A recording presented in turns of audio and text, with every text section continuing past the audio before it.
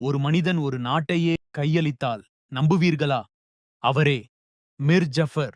1787 ஆண்டு பிளாசி போரத்தில் அவர் தன் படையை பயன்படுத்தவில்லை.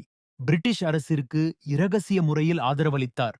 இதன் விளைவு இந்தியாவில் பிரிட்டிஷ் ஆட்சியின் ஆரம்பம். ஒரு துரோகம்.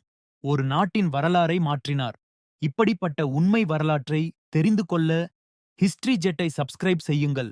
அவரின் நினைவு இன்றும் உள்ளது. அவரை துரோகி என்று அழைக்கிறார்கள். ஒரு மனிதன் எடுத்த ஒரு முடிவு இது 800 வருட அடிமைத்தனத்திற்கு காரணமாகியது. ஒரு மனிதன் ஒரு நாட்டையே கையளித்தால் நம்புவீர்களா?